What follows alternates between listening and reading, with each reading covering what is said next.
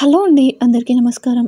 నేను మీ హర్షిని. మన అందమైన ప్రేమ కథ రచించిన వారు లావణ్య శ్రీనివాసరావు గారు. ఇక అందులో 30th ఎపిసోడ్‌లో ఏం జరిగిందో ఇప్పుడు చూద్దాం. అందరూ ఓకే అంటూ భోజనాలు మొదలుపెట్టారు. అక్కడ రమ్య అల్లరి చేస్తూ ఇద్దరిని ఒకరికొకరు తినిపించుకోమంది. అలానే వాళ్ళు సిగ్గుపడుతూ పెట్టుకున్నారు. పిల్లల్ని అంత సంతోషంగా చూస్తున్న కన్నవాళ్ళకి ఏం తినకుండానే కడుపు నిండిపోయింది. విక్రమ్, తనూజ పేరెంట్స్ కూడా వాళ్ళని చూసి సంతోషించారు. తమ పిల్లలు కూడా అలా అన్యోన్యంగా ఉంటే చాలు అనుకున్నారు. భోజనాల తర్వాత పెద్దవాళ్ళందరూ మాట్లాడుకుంటుంటే రామ్ అంజలిని అనుతో మాట్లాడాలని అడిగాడు. అనుకి కూడా మాట్లాడాలని ఉన్న పైకి చెప్పలేకపోతుంది. అంజలి ఇద్దరిని మాట్లాడుకోమని పంపించింది. రూమ్లోకి వెళ్ళగానే రామ్ అను నడుం పట్టుకొని దగ్గరకు లాక్కున్నాడు. వదలండి, ఏంటండి మీరు? బయట అందరూ ఉన్నారు, వాళ్ళు చూస్తే బాగోదు అంది అను. ఇప్పుడు వాళ్ళందరూ వచ్చి లోపల మనం ఏం చేస్తామో చూస్తారు కదా అని. అయ్యో పాపం పిల్లోడు ఎన్నో రోజుల తర్వాత వచ్చాడు. ఒక ముద్దు పెడదాం, పిల్లోని సంతోష పెడదామని ఏమీ లేదే. ఇంకా వాళ్ళు చూస్తారు వీళ్ళు చూస్తారని భయపడ్డమే. అయినా నీకు విషయం తెలుసా? ఇప్పుడు మనకి నిశ్చితార్థం అయింది అంటే సగం పెళ్ళైనట్టే. మనల్ని ఎవ్వరూ తప్పుగా అనుకోరు అని. నీకే ఇష్టం లేకపోతే ఎందుకులే, పద వెళ్దామని రామ్ డోర్ దగ్గరికి వస్తుంటే అతని కాలర్ పట్టుకుని వెనక్కి లాగింది. ఏంటి అని రామ్ అడుగుతూ ఉండగానే తన పెదవులతో రామ్ పెదవులని మూసేసింది. మొదటిసారిగా అనునే స్వయంగా ముద్దు పెట్టేసరికి రామ్ కళ్ళు పెద్దగా చేసి మరీ చూస్తూ ఉండిపోయాడు.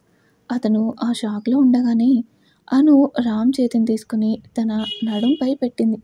ఇంకేముంది, రాంబాబు ఊరుకుంటాడా ఏంటి? అసలే ఫాస్ట్. అనునే సిగ్నల్ ఇచ్చేసరికి ఫుల్ ఖుషి అయిపోయి ఆ చేతిని ముందుకు తీసుకెళ్ళి నడుము వంపులను ప్రెస్ చేస్తూ అనుని మరింత గట్టిగా పట్టుకున్నాడు. అను రామ్ జుట్టులోనికి వేలు పెట్టి నిమురుతూ తన పెదవులను ఓపెన్ చేసింది. మన రాంబాబు వచ్చిన గ్యాప్ని ఆ ముద్దుతో కవర్ చేసేస్తున్నారు. చాలాసేపటి తర్వాత ఊపిరి కోసం ఒక్కసారి వదిలి మళ్ళీ ముద్దుని కంటిన్యూ చేశాడు. అను పెదవులు స్వెల్లింగ్ వచ్చేస్తుంటే రామ్ని కొడుతూ ఉంది. అతనికి ఆమె పరిస్థితి అర్థమై వదల్లేక వదిలాడు. రామ్ వదలగానే గట్టిగా ఊపిరి పీల్చుకుంటూ ఆయాసపడుతూ ఉంది అను. తన పెదవులను తడుముకొని రామ్ వంక గుర్రుగా చూసి, ఏంటండి మీరు, ముద్దుతోనే చంపేస్తారా అంది. సారీ, చాలా గ్యాప్ వచ్చింది కదా, అందుకే కొంచెం కంట్రోల్ తప్పాను అన్నాడు రామ్. ఎంత గ్యాప్ వస్తే మాత్రం మరీ ఇంత వైల్డ్ అయితే మీతో చాలా కష్టం అండి బాబు అంది. మరేమనుకున్నావు ఈ రామ్ అంటే? అర్థమైంది కదా, సో ఇప్పటి నుంచే అలవాటు చేసుకుంటా ఉండు అని బుగ్గల్లాగి చేత్తో అనుని వెనక్కి తిప్పి హగ్ చేసుకొని, ఏంటి మేడం గారు, ఎప్పుడు నేను దగ్గరికి వస్తే ముడుచుకుపోయేదానివి, ఈరోజు నీ అంతట నువ్వే పెట్టేశావు ముద్దు అన్నాడు కన్నుగీటుతో. ఆ మాటకి సిగ్గుపడుతూ తలదించుకుంది. ఓయ్ సిగ్గుపడింది చాలే గాని చెప్పు అన్నాడు. ఏంటండి మీరు? నేను చెప్పలేనంది అను చేతుల్లో ముఖం దాచుకొని. అరే అను, ఇలా సిగ్గుపడితే చాలా కష్టం కానీ కాస్త ఆ సిగ్గుని కొద్దిసేపు పక్కన పెట్టి చెప్పవా అన్నాడు రామ్ బ్రతిమలాడుతూ. అది అంటూ ఇబ్బంది పడుతూ, మీరు నిజంగానే చాలా ముద్దొచ్చేసారండి. మార్నింగ్ నుంచి ఎంత కంట్రోల్ చేసుకున్నానో తెలుసా? మీతో మాట్లాడాలని మీరెంత వెయిట్ చేశారో తెలియదు కానీ నేను మాత్రం ఒక్కొక్క క్షణాన్ని లెక్క పెట్టుకున్నాను అంది. అను మాటలు విన్న రామ్ గుండెలపై చెయ్యి వేసుకొని, వామ్మో నువ్వు కనిపించవు కానీ నీలో చాలా ఉంది అన్నాడు రామ్. ఇదిగో మీరు ఇలా అంటారని నేను చెప్పను అన్నాను అంది అను. సరదాగా అన్నాను, సారీ రా అని తనని ఒళ్ళో కూర్చోబెట్టుకుంటూ, నిజంగా నాకు చాలా హ్యాపీగా ఉంది తెలుసా అన్నాడు వెనుక నుంచి 2 చేతులతో నడుం బిగిస్తూ. ఎందుకో అంది అను రామ్ చేతులపై తన చేతులు ఉంచి. ఎందుకంటే నీ మనసులో నాపై ఇంత ప్రేమ ఉందని తెలిసినందుకు అన్నాడు మెడ వంపుల్లో ముద్దు పెడుతూ. ఆఫీసర్ అంటూ మొత్తంగా రామ్పై వాలిపోయింది అను. అను నిన్నొకటి అడగనా అన్నాడు రామ్ హత్తుకుని. అడగండి అంది అను. నీకేం భయం లేదా? ఇలా నాకు ఇంత దగ్గరగా వచ్చేసావు. ఒకవేళ నేను లిమిట్స్ క్రాస్ చేసి ముందుకు వెళ్తే అన్నాడు రామ్. వెళ్ళరు నాకు తెలుసు అంది అను ఇంకా గట్టిగా హత్తుకుంటూ. అంత నమ్మకమా నా మీద అన్నాడు. మన ప్రేమ మీద ఉన్న నమ్మకం అది. నాకు తెలుసు నా రామ్ గారు ఎలాంటివారో. మన మధ్య ఎంత వీక్ మూమెంట్స్ వచ్చినా మీరు ప్రేమగా హత్తుకుంటారే కానీ కోరికతో దగ్గరకు రారు. మిమ్మల్ని నేను ఆ మాత్రం అర్థం చేసుకోలేనా? అందుకే ధైర్యంగా నాకు నేనుగా నా ప్రేమను చూపించాను అంది. రామ్ నవ్వుతూ తనను ముందుకు తిప్పి నుదుటిపై ముద్దు పెట్టి గుండెలకు హత్తుకున్నాడు. అను కూడా గువ్వపిట్టలా అతని హృదయంలో ఒదిగిపోయింది. అప్పటికే వాళ్ళొచ్చి గంట పైనే అవ్వడంతో రామ్ అనులే వెళ్దామన్నాడు. వద్దు, మిమ్మల్ని ఇలా పట్టుకొని ఎన్ని రోజులైందో, ఇంకాసేపు ఉందాము అంది.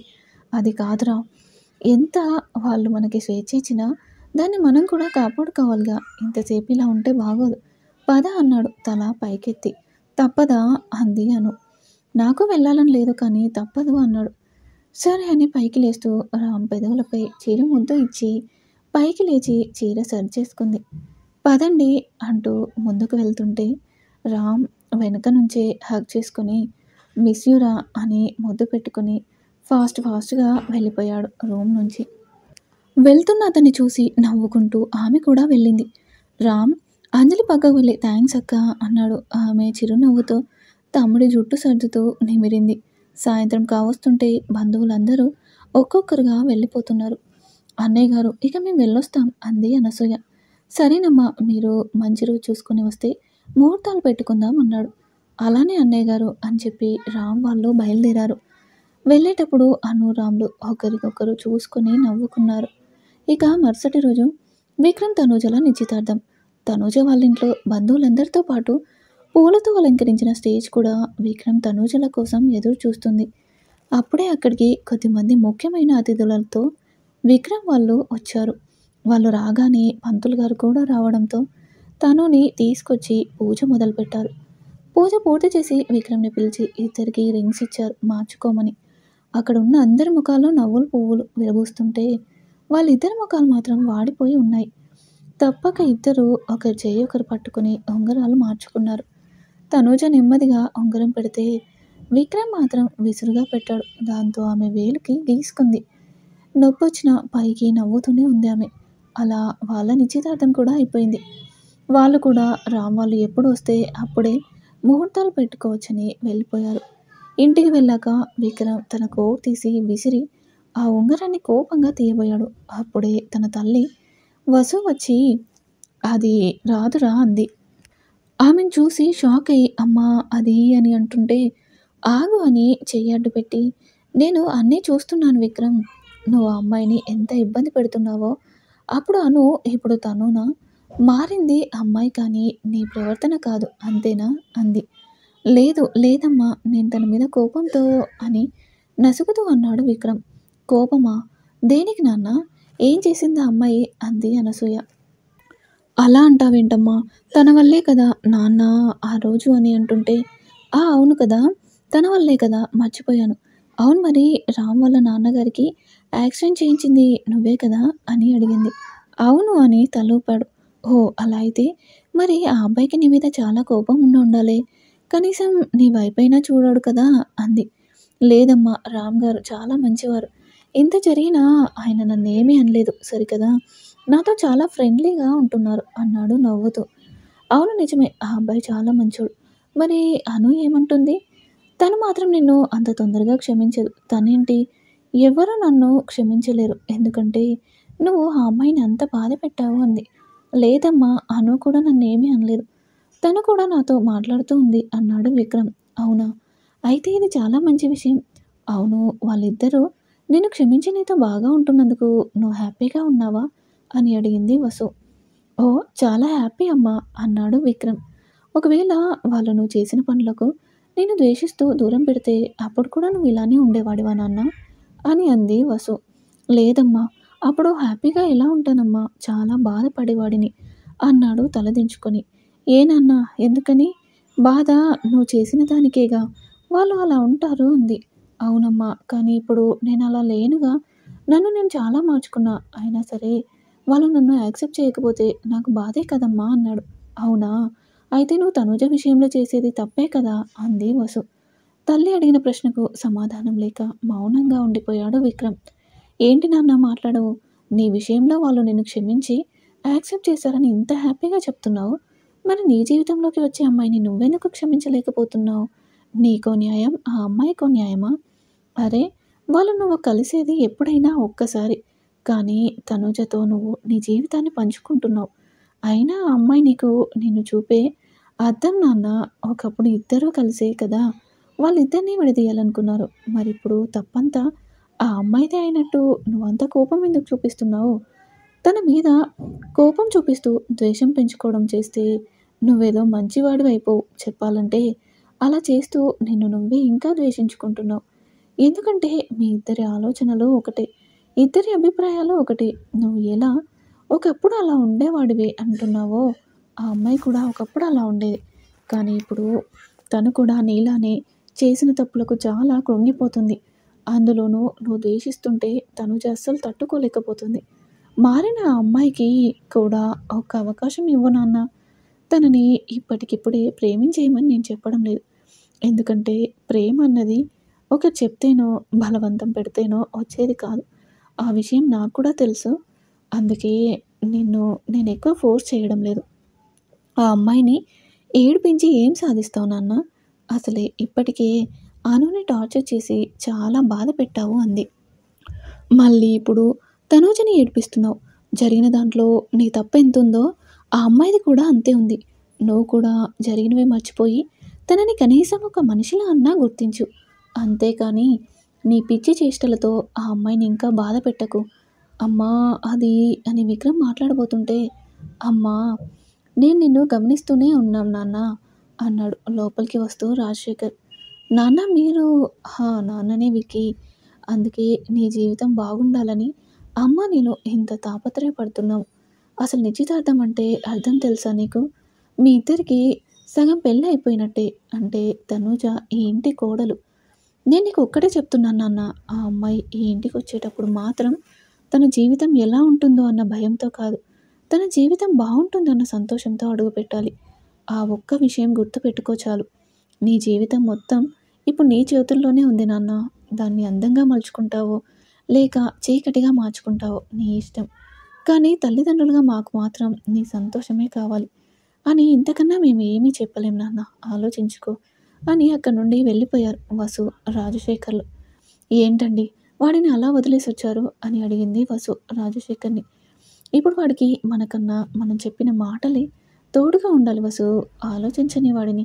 ఇప్పుడు వాడు తీసుకునే నిర్ణయం మీదే మనందరి ఆనందాలు ఆధారపడి ఉన్నాయి. చూద్దాం ఏం జరుగుతుందో అన్నాడు రాజశేఖర్.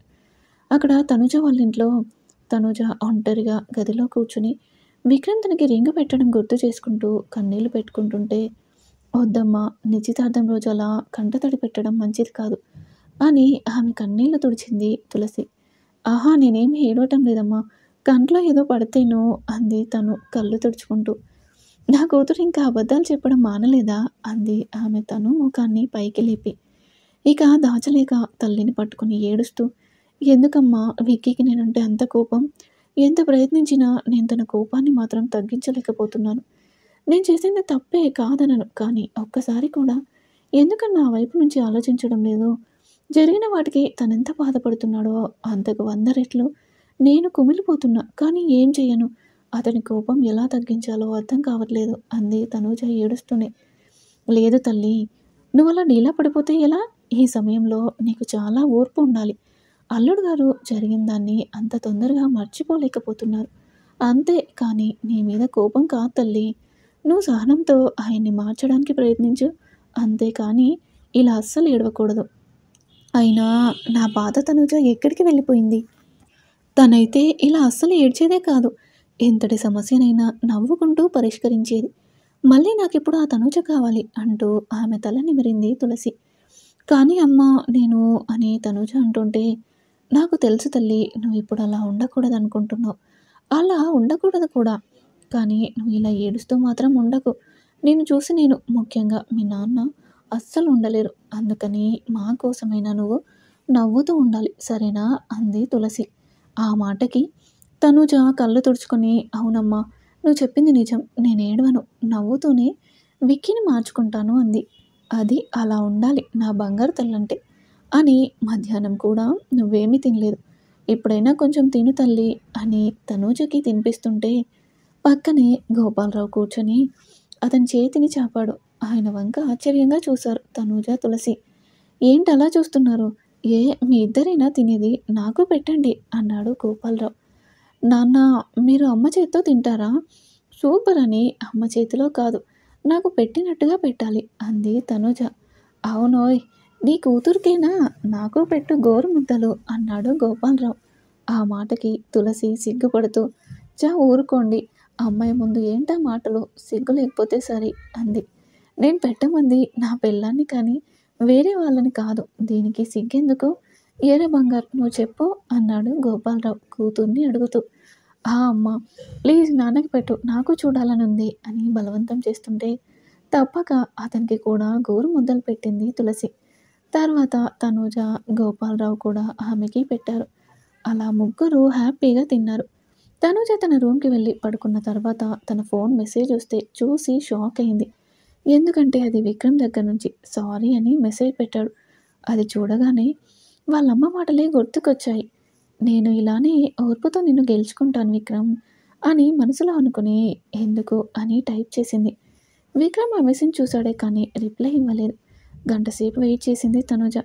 అయినా రెస్పాన్స్ లేకపోవడంతో ఇక ఏమీ చేయలేక పడుకుంది. అలా రోజులు గడిచి అందరూ అను వాళ్ళ ఇంట్లో సమావేశమయ్యారు 2 పెళ్ళిళ్ళకి ముహూర్తం పెట్టించడానికి. ఇక తర్వాత ఏం జరుగుతుందో నెక్స్ట్ ఎపిసోడ్లో చూద్దాం. ఈరోజు ఎపిసోడ్పై మీ అభిప్రాయాన్ని అయితే తెలియజేయండి. అలాగే మరిన్ని ఇంట్రెస్టింగ్ స్టోరీస్ కోసం ప్లీజ్ మా ఛానల్ని సబ్స్క్రైబ్ చేసుకోండి.